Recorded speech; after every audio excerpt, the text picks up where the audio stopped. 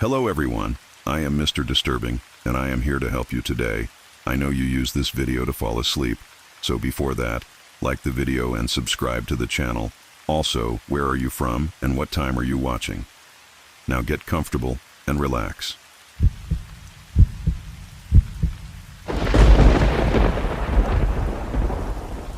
Three months after the funeral, I couldn't stand another day in Charlotte with its glass towers and people who knew exactly what to say when someone loses their father. The old family place had been sitting empty since Daddy passed, just a weathered farmhouse on 40 acres of red clay and pine thickets that nobody wanted to buy, and I couldn't bring myself to sell.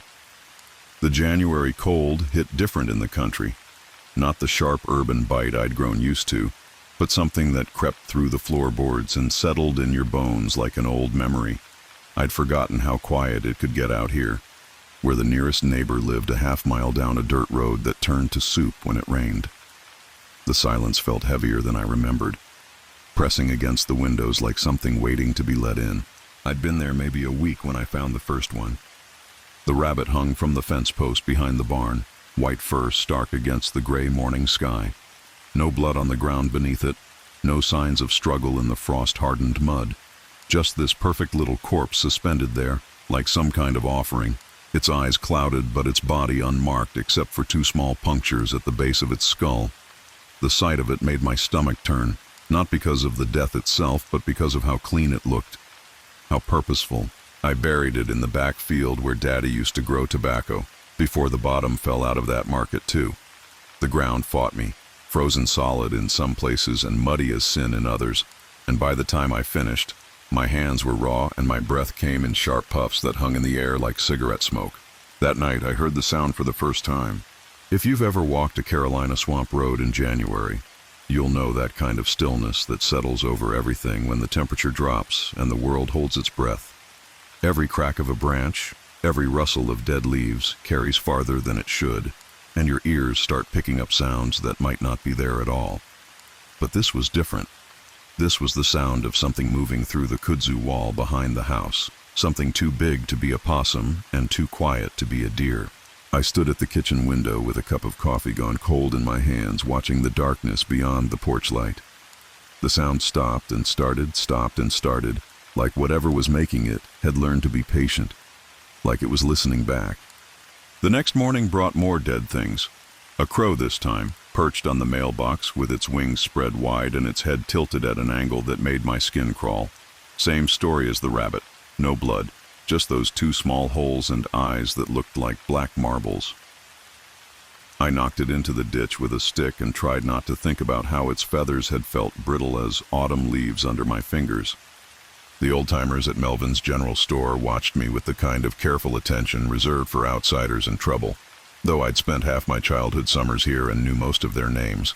Word traveled fast in small towns, especially word about strange happenings, and I could feel their eyes on me as I bought milk and bread and enough canned goods to last a siege. Chester Brantley finally spoke up as I was paying, his voice carrying the weight of 70-odd years in Bladen County. He'd known my daddy, had worked the tobacco fields with him back when there was still money in it. "The killing started again," his eyes said, though his mouth stayed shut.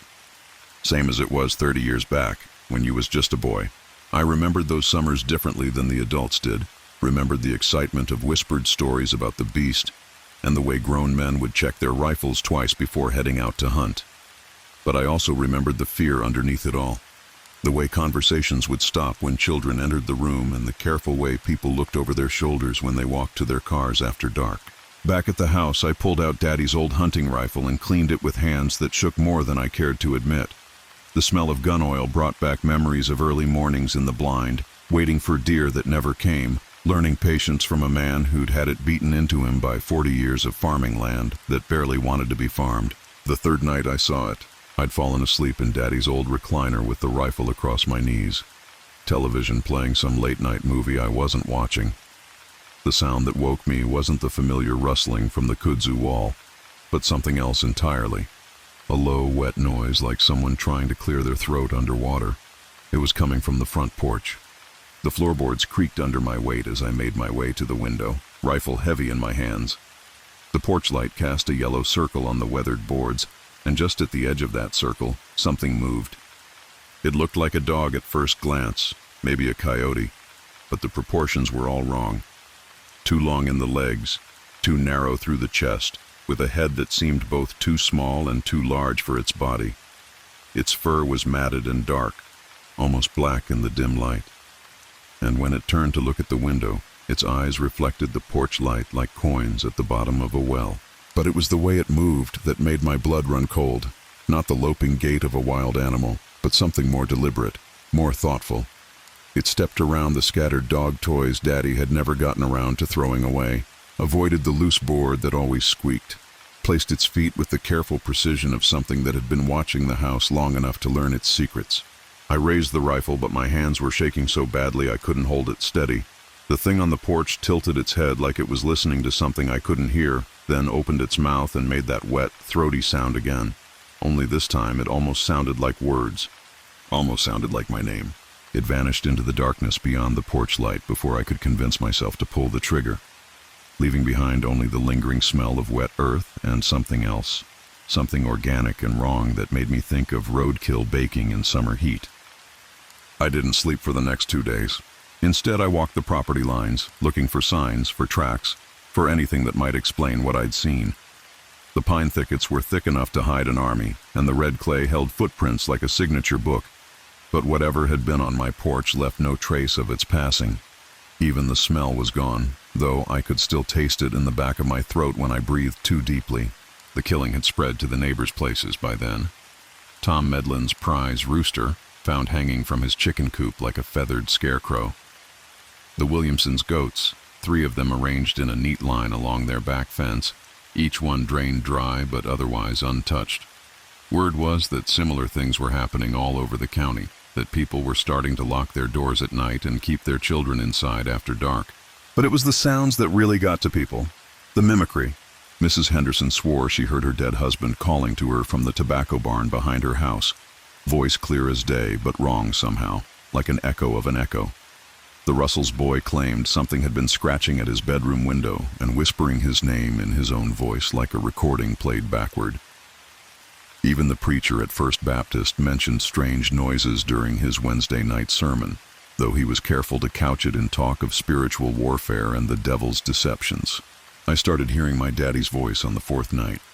It came from the direction of the old well behind the house, the one he'd been meaning to fill in for years but never got around to.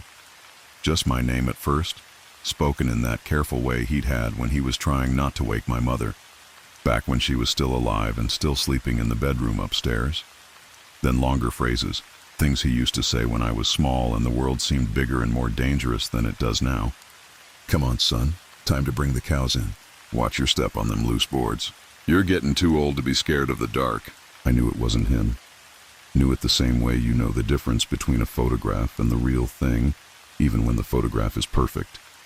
But knowing didn't make it easier to ignore, didn't stop me from walking to the back door and pressing my face against the glass, looking out toward the well where the voice seemed to be coming from. The thing was standing there when I looked, pale in the starlight, wearing a shape that was almost human but not quite. Too tall, too thin, with arms that hung down past its knees and a face that was a shadow within a shadow. It raised one hand when it saw me watching, waved with the slow, careful gesture of someone who'd learned the motion by observing rather than feeling. "Come on out, son," it said in my father's voice. "Got something to show you." I backed away from the door on legs that felt like water, rifle clutched against my chest like a talisman.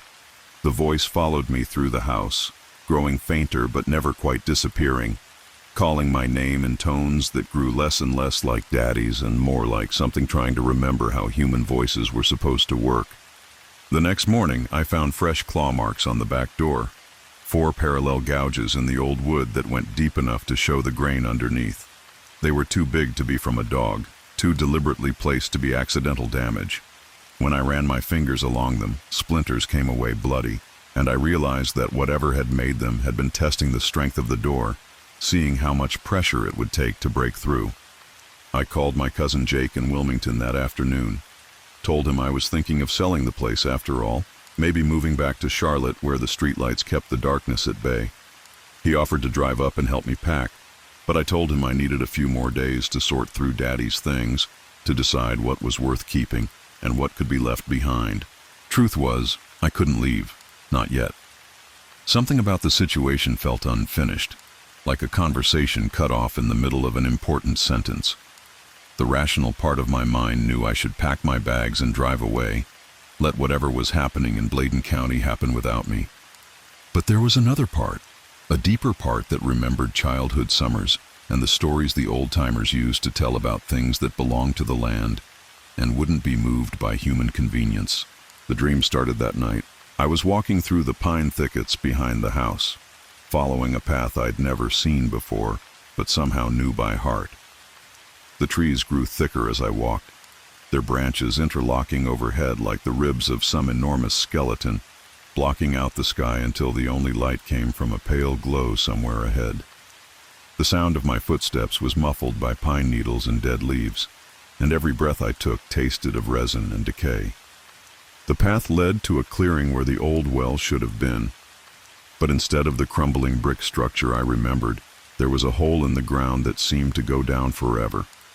The pale light was coming from somewhere deep inside it, pulsing like a heartbeat, and as I stood at the edge and looked down, I could hear voices calling up from the darkness. They were all voices I recognized. Daddy's voice, asking me to come home. My mother's voice, telling me she'd missed me. Even my own voice, younger and more frightened, calling for help from somewhere far below. But underneath them all was another sound, something wet and hungry that might have been laughter or might have been the sound of something feeding. I woke up with dirt under my fingernails and pine needles in my hair. The realization that I'd been sleepwalking hit me like a physical blow, made me stumble to the bathroom and splash cold water on my face until my skin felt raw. In the mirror, I looked like a stranger, hollow-eyed and pale, with scratches on my arms that I didn't remember getting. My feet were muddy, and when I checked the back door, it was standing open to the cold morning air. Outside, I could see my footprints in the frost, leading away from the house toward the tree line and then back again, like I'd walked out into the darkness and returned with something following behind me. But there were other prints too, bigger ones that pressed deeper into the soft ground. And when I knelt to examine them more closely, I saw they weren't quite footprints at all. They were more like handprints, as if something had been walking on all fours but using fingers instead of paws. I spent that day reinforcing the house, nailing boards over the windows and checking every door twice. The rifle stayed within arm's reach wherever I went, and I found myself jumping at every sound, every creak of the old house settling in the cold. By evening, I'd convinced myself that I was losing my mind, that grief and isolation had finally taken their toll, and I was seeing things that weren't there. Then the sun went down, and I heard the voice again. This time it was coming from inside the house. I was sitting in the kitchen, forcing myself to eat a can of soup that tasted like sawdust, when I heard footsteps in the living room.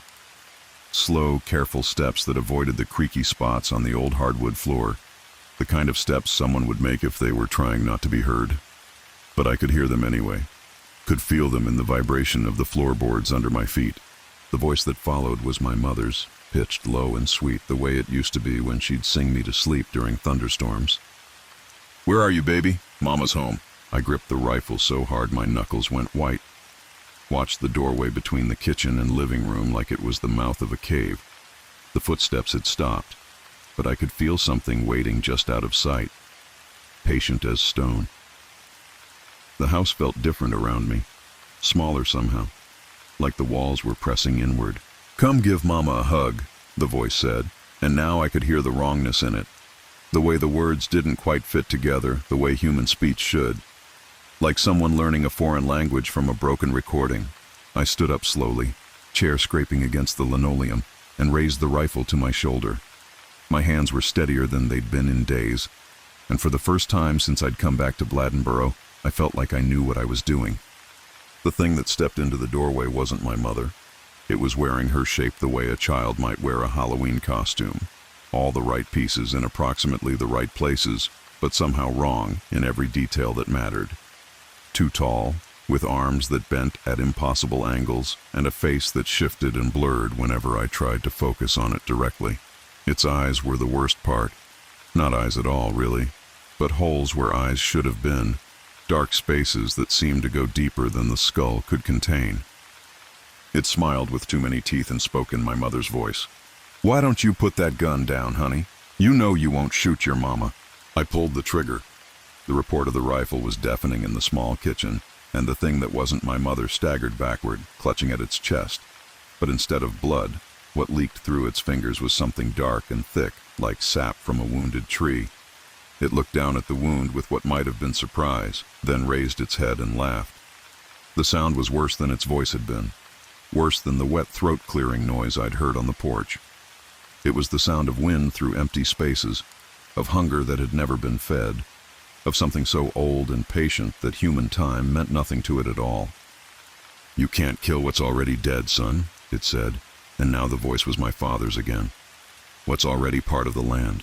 I ran, through the back door and into the cold night air, rifle clutched in my hands and my heart hammering against my ribs like a caged bird. Behind me, I could hear the thing following, could hear its wet laughter echoing through the darkness. But I didn't look back, didn't slow down until I reached my truck and fumbled with the keys with hands that shook so badly I dropped them twice. The engine turned over on the third try, and I spun gravel, pulling out of the driveway, headlights cutting through the darkness like knives. In the rearview mirror, I could see the house growing smaller behind me, could see a pale shape standing in the doorway, watching me go. I drove straight through to Charlotte, stopping only for gas and coffee, and by the time the sun came up, I was back in my apartment with its locks and security cameras and neighbors who were close enough to hear if I screamed. I told myself I was safe, that whatever had been in that house was tied to the land around Bladdenboro and couldn't follow me here. But I kept the rifle close, and I never slept without checking the locks twice. 3 weeks later, I got a call from the county sheriff. The house had burned down during a winter storm, he said, probably struck by lightning. Nothing left but the foundation and a pile of ash that the rain had already started to wash away. He was sorry for my loss, he said, but these old houses were fire traps, and at least I hadn't been there when it happened. I thanked him and hung up the phone, and for the first time in months, I slept through the night without dreams. But sometimes, when the wind is right and the city gets quiet enough, I can still hear that wet, throaty sound echoing up from the storm drains. Still hear voices calling my name in the spaces between thunder and rain.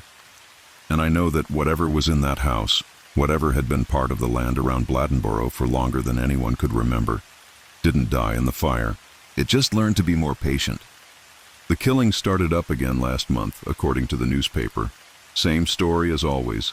Bloodless animals, strange sounds in the night, voices calling from empty places. The sheriff's department is calling it a copycat, someone trying to capitalize on old legends and small-town fears. But I know better. I know that some hungers are older than human memory, and some things that claim to belong to the land will follow you wherever you try to hide. I'm thinking of moving again, maybe somewhere out west, where the sky is bigger and the darkness doesn't press so close. Somewhere the voices can't find me, but I have a feeling it won't matter where I go. I have a feeling I brought something back with me from Bladdenboro, something that's been waiting 30 years for me to come home so it could finally finish what it started. And now that it knows where I am, now that it's tasted my fear and learned the sound of my name, I don't think distance will be enough to keep it away. The scratches are back on my arms this morning, and there's mud under my fingernails again. My apartment door was open when I woke up, just a crack, like something had been testing to see if I'd remember to lock it. I did remember. I always remember now, but it doesn't seem to matter anymore. I came back to settle Dad's estate 3 months after the funeral. The house sat empty on 40 acres of West Virginia ridgeline, surrounded by the kind of dense hardwood forest that swallows sound and keeps secrets. I hadn't been home in 8 years, not since the fight that sent me to California with nothing but spite and a one-way ticket. The lawyer said there were survey markers to find before I could sell. Somewhere in those woods, iron stakes marked the eastern boundary line. Dad had mentioned them in letters I'd thrown away unread. Something about disputed property lines and neighbors who claimed our family had been squatting for generations. I started early, when the mist still clung to the hollows like smoke. The compass app on my phone pointed me southeast toward what should have been a creek bed, according to the hand-drawn map Dad left in his desk. The trail was barely visible, choked with mountain laurel and wild rhododendron that grabbed at my jacket sleeves. The woods felt different than I remembered. Older somehow.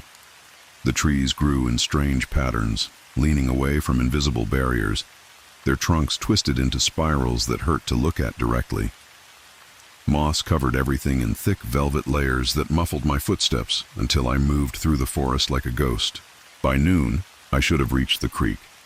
Instead, I found myself standing in a clearing I didn't recognize, surrounded by stones arranged in rough circles. Not natural formations. Someone had placed them there, though the moss growth suggested they'd been undisturbed for decades. My phone showed no signal, and the compass spun lazily before settling on magnetic north, which felt wrong somehow. The sun hung directly overhead, but I couldn't tell which direction I'd come from. That's when I noticed the silence. No birds, no insects, no wind rustling the leaves above. Even my breathing seemed muted, as if the air itself absorbed sound. You ever stand in a place so quiet your heartbeat sounds like footsteps? That's what it felt like, standing in that circle of stones with the weight of absolute stillness pressing down like a held breath. I tried to retrace my steps, but the trail had vanished.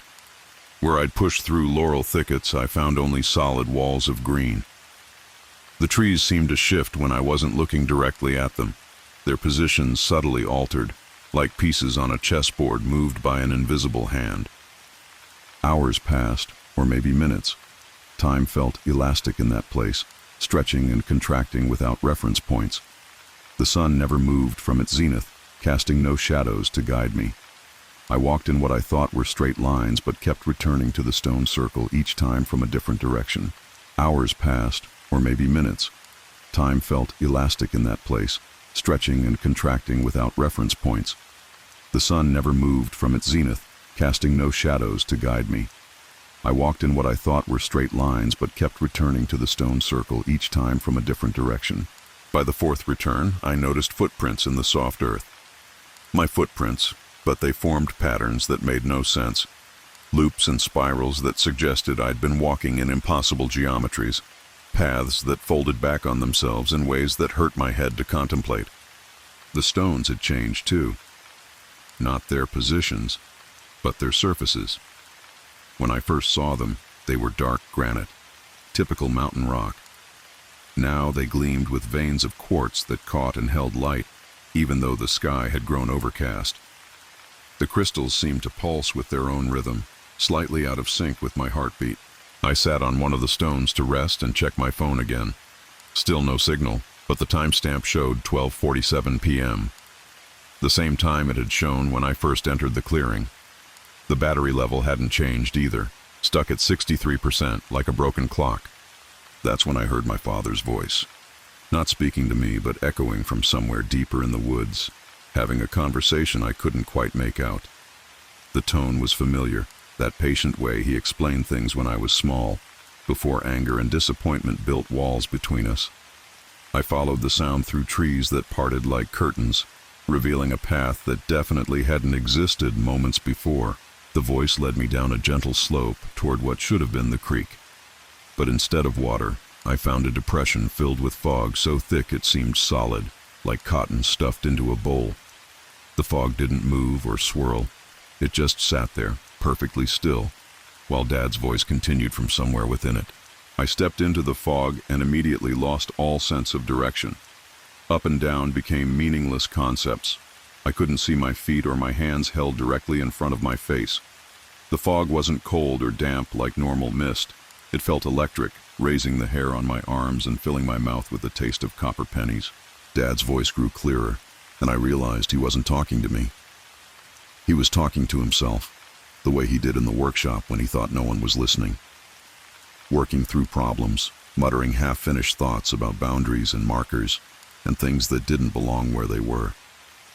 I reached toward the sound and touched something that felt like glass, smooth and warm, with a surface that yielded slightly under pressure, like touching the membrane between two worlds.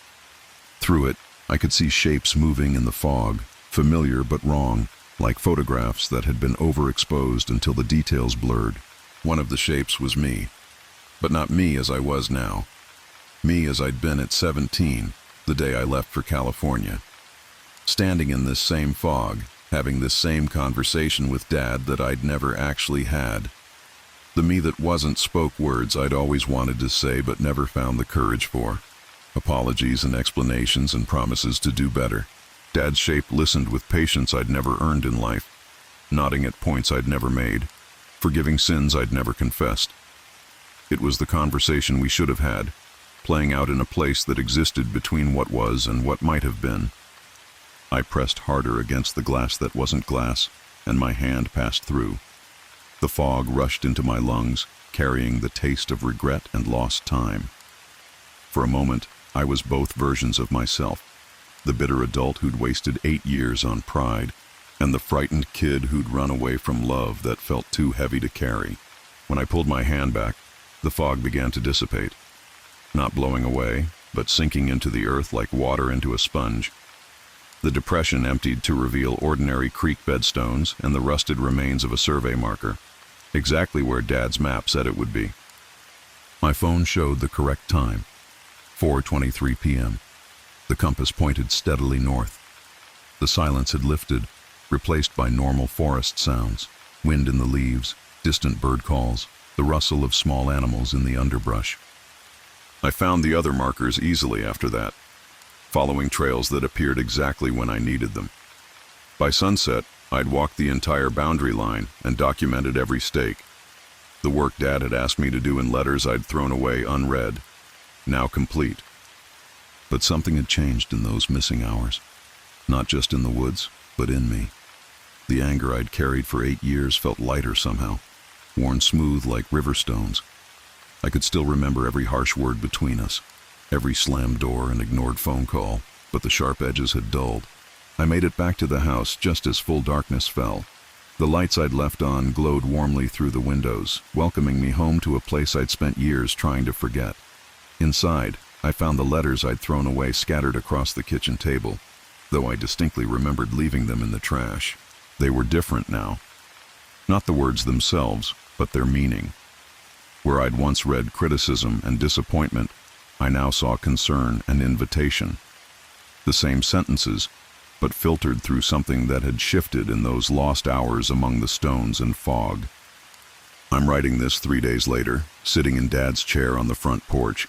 The realtor comes tomorrow to list the property, but I've already called to cancel. Some places shouldn't be sold. Some boundaries shouldn't be crossed by strangers who don't understand what they're walking into. The woods are quiet tonight, but it's a different kind of silence. Not the absolute stillness I found in that circle of stones, but the comfortable quiet of a place that's learned to keep its own counsel. Sometimes, when the wind shifts just right, I catch the sound of voices in the trees. Not words exactly, but the rhythm of conversations that might have been, playing out in spaces between seconds. I sleep better now than I have in years. And sometimes, in dreams, I hear Dad's voice again, not explaining or instructing, but simply present, the way it should have been all along. When I wake, the taste of copper pennies lingers on my tongue, and I know I'm exactly where I need to be. The survey markers remain exactly where I found them, defining boundaries that extend beyond mere property lines. Some borders mark more than ownership. Some places are thin enough that what we've lost can still find its way through, if we're patient enough to listen. I'm learning patience now, in ways I never could before. The woods have time to teach, and I finally have time to learn. I came back to Spence Field 43 years after my father stopped talking about Dennis Martin. Dad had been part of the search in '69, one of hundreds of volunteers who combed these ridges for 6 days straight, calling a 6-year-old's name until their voices cracked. He never spoke about what they found, only what they didn't. But sometimes, late at night when the bourbon loosened his tongue, he'd stare out our kitchen window toward the Smokies and mutter about how the mountains had gotten quieter after that June. The trail up to Spence Field hadn't changed much. Same weathered wooden signs warning about black bears. Same stone steps mortared by the Civilian Conservation Corps decades before I was born. My boots found purchase on wet shale that gleamed like old pewter under the overcast sky. The familiar scent of lichen and decomposing leaves filled my lungs, earthy, ancient, tinged with the iron smell that comes before mountain storms. I'd told myself this trip was about closure. Dad had been dead 3 years, and I was finally ready to understand why he'd wake up some nights, sweating, mumbling about a boy's laughter echoing from impossible places. The therapist called it inherited trauma. I called it unfinished business. The rhododendron thickets grew denser as I climbed higher, their waxy leaves creating a green tunnel that muffled sound. Mountain laurel twisted between them, creating natural alcoves where anything could hide. I'd hiked these trails dozens of times as a kid, but today felt different. The forest seemed to be holding its breath. By afternoon, I reached the meadow where Dennis Martin's family had been camping. The open grass stretched maybe 200 yards across, ringed by forest so thick it looked black from a distance. I pitched my tent in roughly the same spot the Martins had chosen, close to the tree line with a clear view of the field. That first evening passed quietly. I ate cold beans from a can and watched the sky darken to purple above the ridgeline. A few bats emerged to hunt insects, their erratic flight patterns the only movement in the still air. When full dark came, I zipped myself into my sleeping bag and tried to read by flashlight, but the words kept blurring together. Sometime after midnight, I heard the first giggle. It came from the direction of the forest, high and clear like a child's laugh, but distant enough that I couldn't be sure I'd really heard it. I lay still, listening to my own heartbeat, waiting for it to repeat. When it didn't, I convinced myself it had been a screech owl or the wind in the branches. But owls don't laugh with such joy. I must have dozed, because I woke to gray pre-dawn light filtering through my tent walls. The air felt thick and oppressive, like the moments before a thunderstorm breaks, but the sky remained clear. I unzipped my tent flap and stepped outside barefoot, expecting to feel dew-soaked grass between my toes. The meadow was completely dry. More unsettling was the silence. No bird calls, no insect hum, no rustle of small creatures in the underbrush. Even the wind had died. I stood there for several minutes, straining to hear something, anything, that would confirm the world was still alive around me. If you've ever stood in an Appalachian hollow at dawn, you know it's never truly quiet. There's always some sound, a woodpecker working dead bark, squirrels chattering in the canopy, the distant drumming of a grouse. This silence felt unnatural, like someone had wrapped the entire forest in cotton. I made coffee on my camp stove, the small roar of the flame unnaturally loud in the stillness. As I sipped the bitter liquid, I noticed something that made my stomach clench. The tree line across the meadow seemed closer than it had been the night before. Not dramatically different, but enough that I questioned my memory. Had those massive tulip poplars always stood quite so near the field's edge? The rational part of my mind supplied explanations. Different light conditions, fatigue, the way perspective shifts when you're tired. But a deeper part, the part that remembered Dad's midnight mutterings, whispered that some places in these mountains didn't follow normal rules. I spent the morning hiking the perimeter of the field, looking for something I couldn't name. The trail markers were all where they should be, the blazes on trees fresh and clearly marked. But several times I found myself walking in circles, ending up back where I'd started despite following what felt like a straight line. Each time I'd check my compass and GPS, only to find them functioning normally. It was near noon when I found the first footprint. Small, child-sized, pressed into a patch of soft earth near a creek that fed into the meadow. The print was perfectly preserved, as if it had been made moments before, though the soil around it looked undisturbed for years. I knelt beside it, noting the tread pattern of a small sneaker, the kind a kid might have worn in 1969. My hands were shaking as I took photos with my phone, though I wasn't sure why. The image on my screen showed only normal forest floor, leaves and moss and dark earth. No footprint at all. That afternoon, the laughter came again. This time I was awake, sitting on a fallen log and eating a granola bar. The sound drifted across the meadow from the opposite tree line, definitely a child's giggle, delighted and carefree. I stood slowly, scanning the forest edge for movement. The laughter came again, closer now, as if the source was moving along the tree line just out of sight. I called out, feeling foolish. My voice seemed to be absorbed by the trees, falling flat and lifeless in the unnatural quiet. The laughter stopped. For the next hour, I heard nothing but my own breathing and the crunch of dry leaves under my boots as I paced the meadow's edge. The shadows were growing longer, and I realized with a start that the sun was setting much earlier than it should have been. My watch read 4:30 p.m., but the light had the quality of early evening. As I walked back toward my tent, I noticed something that stopped me cold.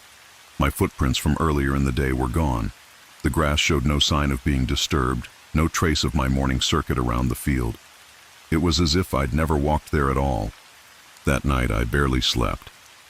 Every small sound, the settling of my tent, the whisper of nylon against nylon when I shifted position, seemed amplified in the oppressive quiet. Around 3 a.m., I heard movement outside. Not footsteps exactly, but the soft displacement of air that comes when something large passes close by. I lay rigid in my sleeping bag, afraid to breathe too loudly. The movement circled my tent slowly, deliberately, as if whatever was out there was studying me. I thought about my father, wondered if he'd experienced something similar during those 6 desperate days in 1969.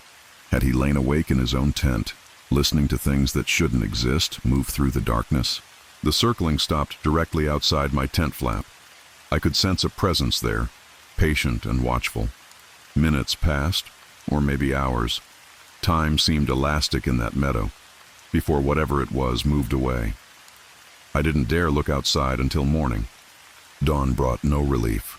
The sky was overcast and heavy, promising rain that never came.